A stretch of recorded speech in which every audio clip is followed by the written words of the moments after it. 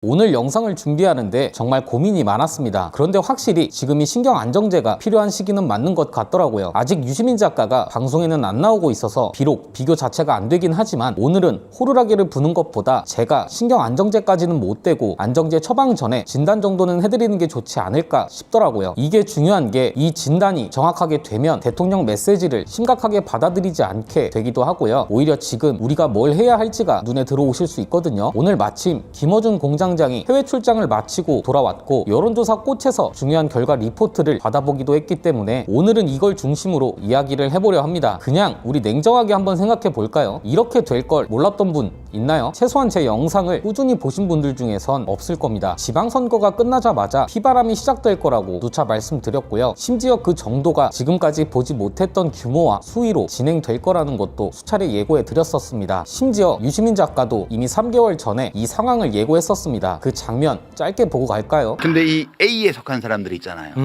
일을 하다 보면 잘못할 수도 있지. 그 일이 잘못된 게 다 대통령 책임만은 아니잖아. 그래도 우리가 이 진영이 무너지면 대한민국이 어떻게 될 거야? 그러면 안 돼. 이렇게 해서 욕먹고 이럴 때 지켜줘요, 이 사람들. 이분들은 떠나지 않아요. 떠나지는 않는데 식어. 아, 식어. 예, 네, 식어. 그러니까 고통스럽기도 하겠다. 가족을 예를 들면 우리 아버지가 아니 대통령의 아버지라는 뜻은 아니에요. 비유예요. 하도 요새 말이 많으니까 내가 이거 설명해야 돼. 우리 아버지가 사업도 잘하고 돈도 잘 벌고 사람들도 많이 도와주고 밖에서 가면 인기도 좋고 평도 엄청 좋아. 근데 식구들이 진짜 원하는 거 우리 저녁밥 같이 먹는 거 가끔씩 일주일에 한 번 안 해줘. 아, 그러니까 밖에 나가서 성공하고 다 잘하는데 식구들에 대해서 차갑게 하잖아요. 근데 이거를 버리지는 못해. 아버지니까. 그러나 이제 아쉽고 속상하고 서운하고. 이제 좀 식는 거예요, 온도가. 네네. 그러니까 코어 지지층의 지지 온도가 식는다는 것은 지금 당장은 문제가 아니에요. 네. 지금 당장은 지지율이 떨어지거나 이럴 일이 없어. 근데 어려움이 왔을 때 그걸 버팅겨주는 힘이 엄청 약해지는 거예요. 그래서 사실 지금 벌어지고 있는 이 상황은 우리가 이미 알고 있는 상태에서 맞이하고 있는 상황이기 때문에 굳이 좌절할 필요도 없고 누군가를 원망할 필요도 없고 그럴 시간에 우리는 우리가 할 일을 하면 된다. 저는 이렇게 판단을 했습니다. 무엇보다 정치인은 언어라는 게 중요하거든요. 이재명 대통령은 우리가 알고 있던 명확하고 간결한 언어가 아니라 달라진 언어로 얘기하고 있습니다. 대통령이라 달라진 게 아닙니다. 국무회의 때도 간결함과 명확함을 강조하잖아요. 사실 이것만으로도 굉장히 심각한 게 맞습니다. 그리고 이런 심각한 상황을 가지고 재래식 언론들이 저러는 거 하루 이틀 일도 아니고요. 유박 세력들이 문조 털리고 공격하는 것도 하루 이틀 일 아닙니다. 이건 역으로 말하면 뭐다? 우리는 재래식 언론과 유박 세력 그리고 여기에 달리는 대규모 댓글을 스트레스의 대상이 아니라 판독기로 활용하면 된다는 겁니다. 저는 이걸 어디서 중요하게 봤냐? 조승래 사무총장이 이재명 대통령 SNS에 대한 입장을 밝혔잖아요. 사실 내용을 들어보면 지방선거 국면 때 말하던 조승래와 지금의 조승래가 달라졌다는 걸 알 수 있을 정도로 상식적인 답변을 했습니다. 짧게 듣고 올까요? 어제 이제 대통령께서 X의 여당의 신념 면허보다 책임 면허에 더 집중해야 한다는 뭐 이런 글 올리셨는데 한간에서는 뭐 정청래 대표님을 포함해서 민주당 지도부를 겨냥했다는 해석이 나오는데 그런 거에 대해서는 좀 어떻게 보시는지 궁금합니다. 그건 해석이니까요. 해석은 다양할 수 있습니다. 대통령님 스스로에게 새롭게 당신도 각오를 하시는 뭐 그런 것으로 뭐 막스 베버의 뭐 책임 정치를 말씀하시면서 한 거 아닙니까? 대통령님도 여당의 구성원입니다. 그렇기 때문에 그 메시지는 특정한 개인, 특정한 지도부라기보다는 우리 여당이 이 지방선거 이후에 어떤 자세를 가지고 국정 운영을 해야 될 것인지 그거에 대한 책임성을 강조하기 위해서 말씀하신 거로 이해를 하고 있고요.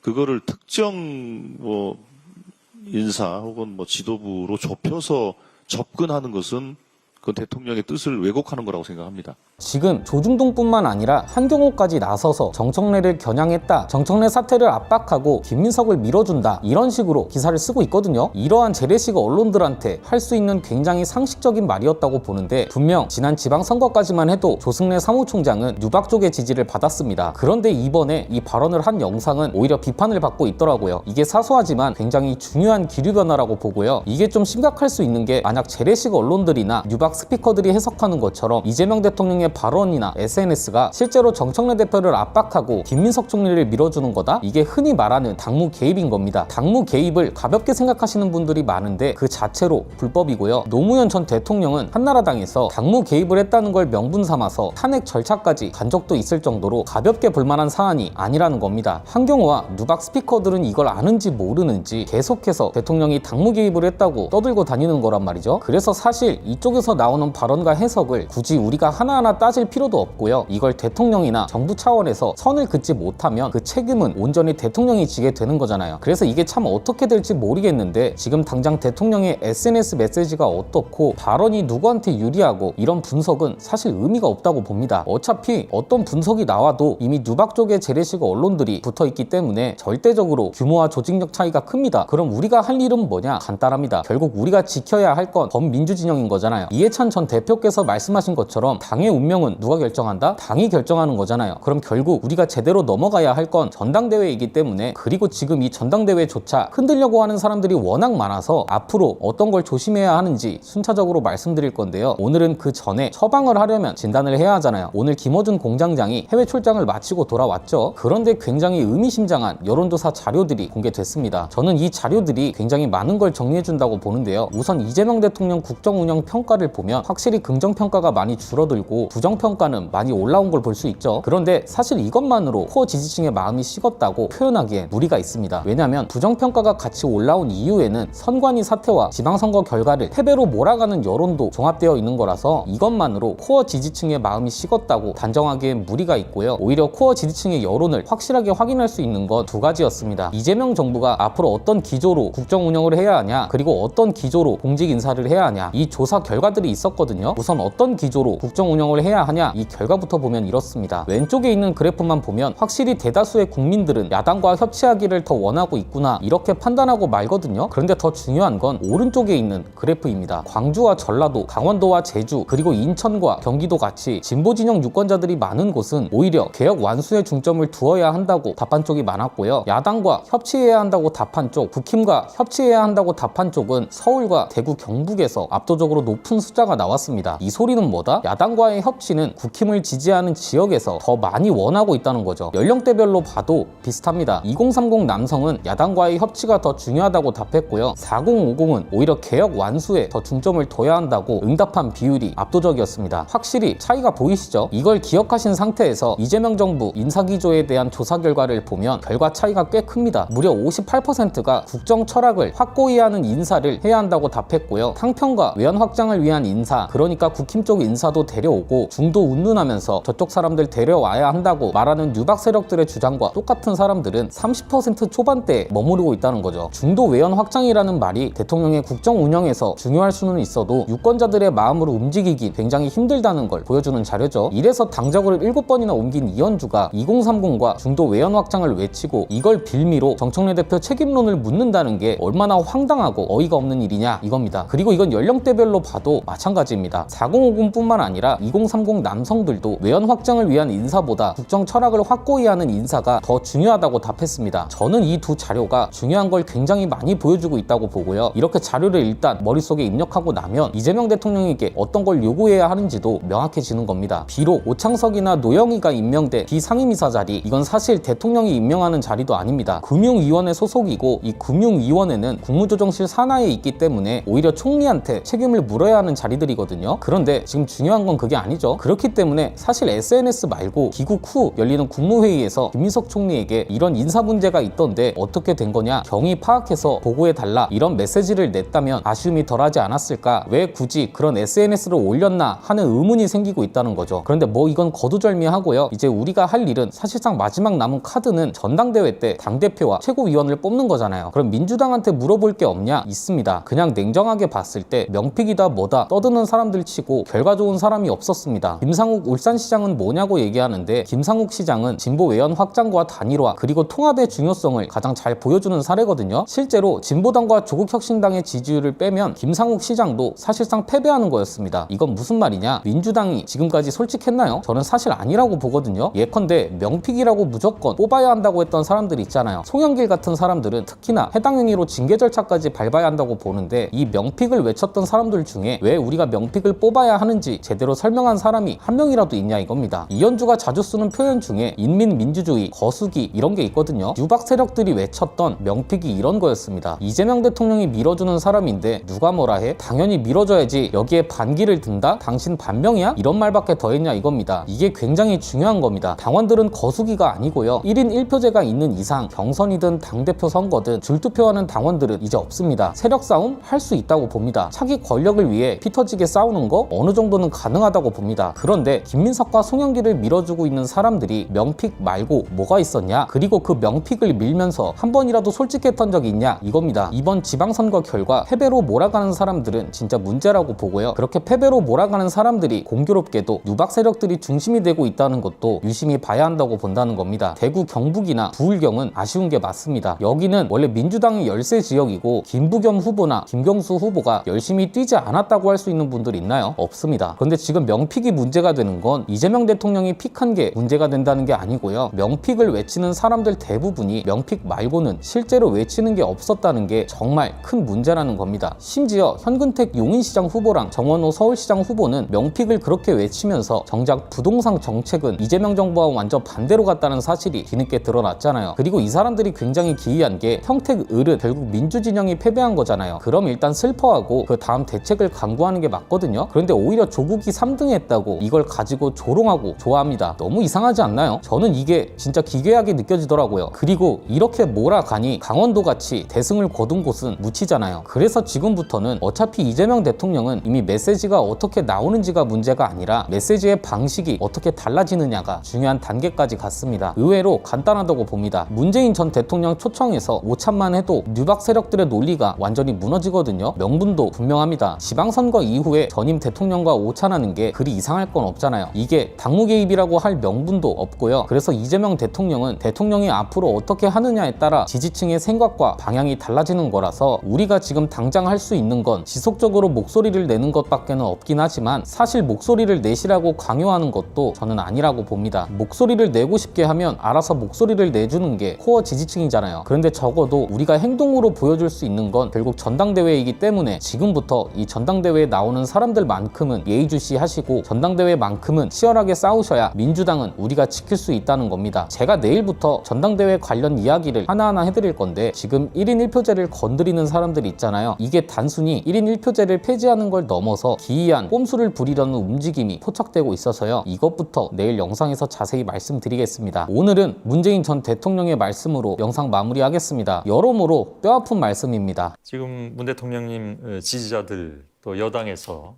문 대통령을 지켜야 된다, 보호해야 된다. 이건 임기 후를 얘기하는 겁니다. 그런 얘기들이 나오고 있는데 거기에 대해서는 어떻게 그럼 받아들이십니까? 그러니까 선거용이죠, 뭐. 그 여당의 지난 대선 때 예, 선거용이다. 뭐 선거 때 뭐 이렇게 예, 아니, 선거 이후에도 나왔습니다. 그거는 이제 뭐 그 말하자면 이어지는 이야기일 예. 것이고요. 원내대표 뽑을 때인가요? 그때도 얘기가 나오던데. 뭐 예, 그것도 뭐 선거용이겠죠. 뭐. 예, 별로 신경 안 쓰신다 이런 말씀이시죠? 예, 뭐 누가 와서 지켜줍니까? 오늘 내용은 여기까지입니다. 유익하셨다면 구독과 좋아요로 영상 제작에 힘을 주시면 감사드리겠습니다. 저는 내일 다시 찾아뵙도록 하겠습니다. 감사합니다.